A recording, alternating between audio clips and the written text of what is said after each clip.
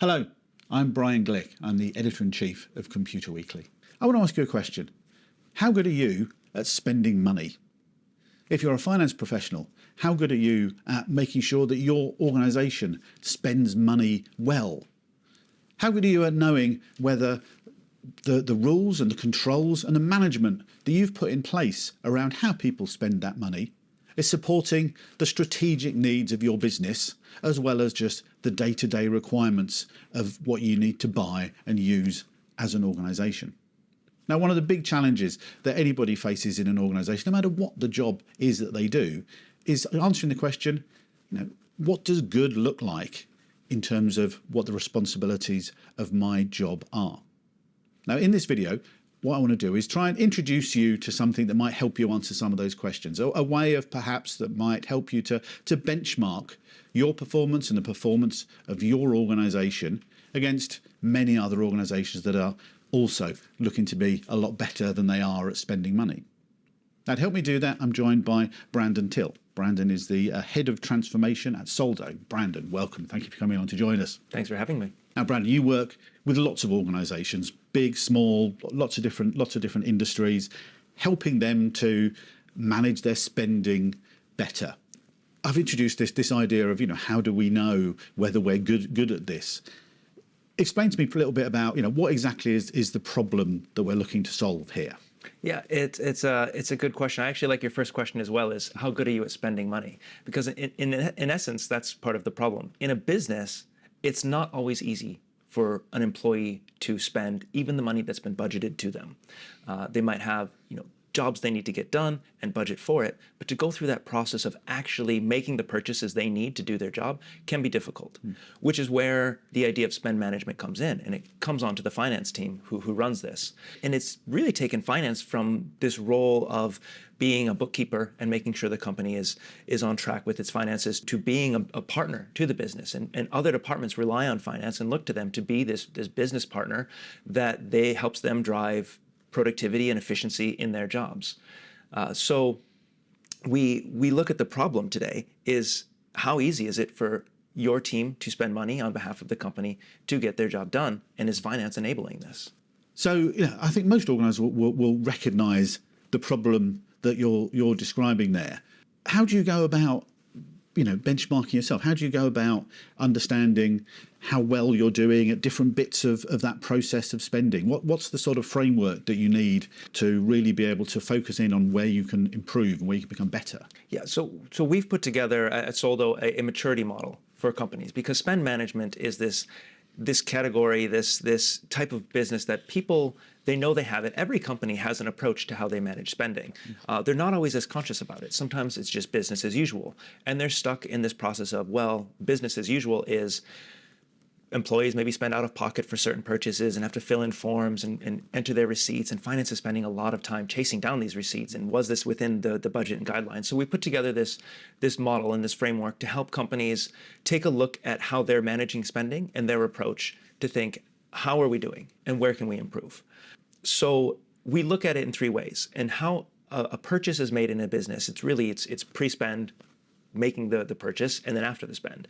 And these three stages involve governance, making the payment, and review, as we call it. So within governance, it's all of the rules, all of the approval processes, how you're supposed to spend your money. So if you're traveling, maybe there's so much you spend on a hotel, or if you're making a purchase for your job, maybe it needs to be approved by your manager, or there's a couple of approvals. What's this process and how well is it defined to say, I need to make this purchase?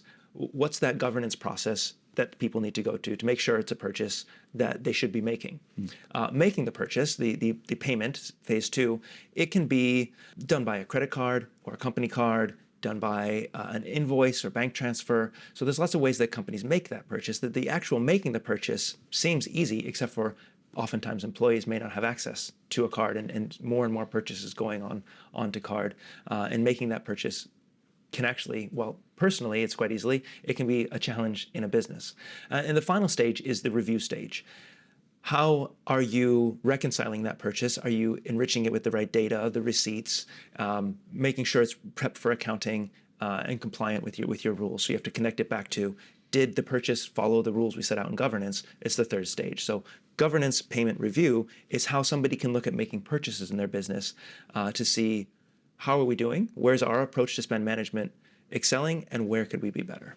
Okay, so you've described there a sort of a way of thinking for people in terms of looking at how their spending processes work and these three stages of governance, payments, and reviewing. In terms then of trying to map their organisation and the way they work as an organisation onto this framework to get a feel for how mature their spend management is, where do you start? What's the process you go through about finding out where I am on this framework? Sure, and that's where I think this framework can be a really useful tool for finance teams is how well are we doing? It breaks it down into those three categories, and it's a four-step process from being whether you're looking at it retrospectively and you're reactive in how you manage spend. So companies don't know exactly what they spent that month, oftentimes until a week or two later, once they've collected these receipts and seen what did we actually spend? Were we over budget, under budget?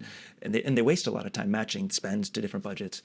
Then there's also these steps to being much more progressive. And it's forced, so it's not either on or off, good or bad, but it's a spectrum to say maybe we're quite good in governance. The rules that we have are quite well defined and people can follow them and it's quite clear, but maybe our process of people making payments is, well, not that many people have access to company money and a lot of people are out of pocket, or that process is slow and taking a lot of time, or we're spending far too much time in this review phase enriching the purchases. So you look at each category of governance, payment, review to whether you have currently a more retrospective and reactive process or a more progressive, modern process that's going to be much more efficient for your business. So pretty simply, to look at the four stages, you can take this model and break down to say where are we strong, where are we weak, where can we improve. And the idea is helping you understand spend management to a point to say, great, this is where we should focus our time and efforts and our digital transformation efforts to say this is where our business can improve. You described it there as a spectrum, which I can completely understand. Let's perhaps try and illustrate some examples here by means of, say, let's go to the extremes, the end of the spectrum. Tell us what good spend management looks like on this framework. Yeah, good spend management. So looking at all three and trying to be progressive in each. And as a company moves up the spectrum, what you find is that your workflows become automated. So there's less work for finance, there's less work for employees because all of this stuff happens quite naturally and quite efficiently in the background.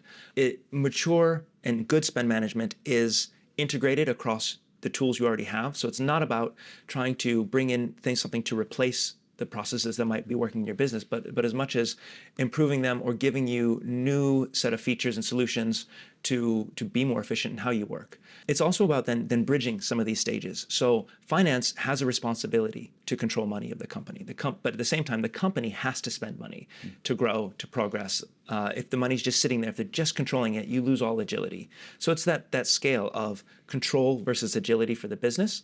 And as you progress down these things, what you find is that you can bridge the gap between governance and payments, and that's where your control can come in. If people can only spend with the rules that have been defined by finance, it lets finance be hands-off in their spend management while still maintaining that control. At the same time, if you connect then the review process to the payment process, that review happens instantly. So you're not spending a lot of time wondering what did we spend. You have that instant visibility. So the goal ultimately in good spend management is bridging the gap so that these three phases become almost one integrated phase where the control and the visibility happen because you've connected all three stages of spending as one process. And that happens on the most mature in terms of good spend management. That's what happens when you've achieved a progressive state of spend management. Yeah. Okay. Yeah, I can see that picture. Let's go then to the other extreme. And of course, nobody who's watching this video at all will be relevant to this question. But what does bad spend management look like in terms of this framework? Yeah, I don't know if I like bad spend management. It's about your approach and what's your approach. And I think that the challenge is we live in a way that this retrospective approach and this manual approach is considered business as usual, and people don't know that there's perhaps a better way to be doing this. I won't call it any names, but I used to work for a company where at the end of the month, myself as an employee would have to fill in expense reports, and it almost was to the point of like, I would almost update my resume more than fill in another expense report. Like it was such a headache and such a pain. And I know at the same time, our finance team is just trying to close the books, and they're chasing hundreds of thousands of people for the same efforts. So how do you find that balance of a process that works for employees and for finance teams? within your spend management. And that's where I think this model can help you identify, again, which areas should you be focusing on to improve. Okay, so we've got an idea of either extreme, if you like, in terms of this framework and the way to go about the way the framework goes about trying to position people. If you're a finance professional watching this now, where do you start? Where do you start in terms of working out where am I? Where is my organisation on this framework? Yeah, I would. You can start to look at where are the headaches. Is your month end take a long time? Is it something you're looking forward to? Is it a smooth process for you and employees? Are people able to spend on behalf of their job? Are they able to do their job well? Are you requiring employees to pay a lot out of pocket and reimburse? Is that something that's fair in somewhat of a cost of living crisis? And are these things happening? So it's about finance taking that role as this business partner and looking at it and saying, how do we help all the employees in our business to operate better, to have a better experience, and to maybe ultimately retain more talent because you're creating the right process to do it. So look at where are the headaches and where are the pains, not just for finance, but looking at the other organizations and saying, where are these frictions and how can things work better, which ultimately drives the efficiency and the productivity across the organization. Okay. Now, I mean, I guess ultimately what we're talking about here is helping organisations to be more proactive, really, in terms of understanding where they are and therefore knowing the steps that they need to take in order to improve their spend management, to get better at spending money. And I'm sure that's something that's going to be of interest to a lot of people that are watching. By way of summary, for anybody who's watching this, who's thinking, yes, I can see how this might work in our organisation. If you've got one or two pieces of advice that you give them to say, this is what you've got to keep in mind as you're starting to look at improving your spend management. These are the things you have to get right before you start going through this process. What do you think that advice would be? Yeah, so I would encourage people to download it's a 1-page, maybe 2-page model that's pretty easy to consume and to understand. So take a look at the framework, because every business is different.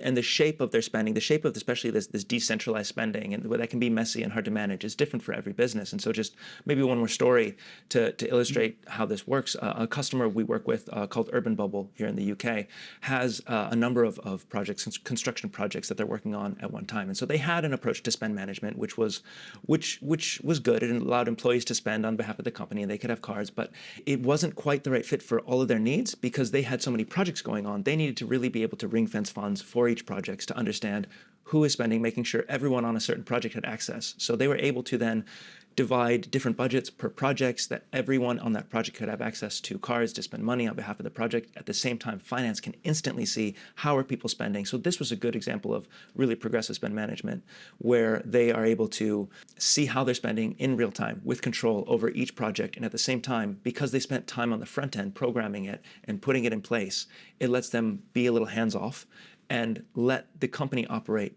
at full efficiency while finance has the control and the understanding. And I bring it up just because what's the advice is take a look at your business and how do you fit into this? Because not every business has those needs.